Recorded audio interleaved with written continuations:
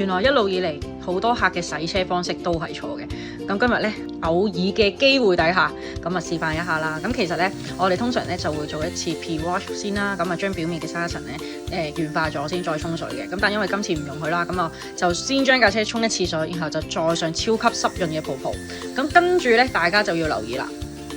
用翻呢一個嘅羊毛手套啦，咁其實係最好嘅，千祈唔好用啲黃色海綿啊，或者啲祝君安好嗰啲毛巾洗車，唔好。咁記住，我哋洗車嘅方式咧，其實就只能夠左至右或者上至下嘅，千祈不能打圈嘅。如果唔係咧，架車就會造成好多嘅蜘蛛網紋嘅出現嘅。咁其實大家睇到啦，咁洗完車之後咧，因為呢一架車咧係啱啱我買翻嚟嘅，咁所以未有任何 coating 嘅效果。咁跟住咧，到洗完車之後咧，其實咧可以做翻一個 coating 去做翻保護啦，等佢增強翻佢光澤度啦。咁如果你話時間唔容許嘅話咧，咁其實就可以做翻一啲而家市場上面嘅快速嘅鍍膜劑都可以嘅。咁當然呢個嘅施工時間就會節省好多啦，亦都好適合一啲本身已經做咗鍍膜或者 PPF 嘅車主去使用嘅。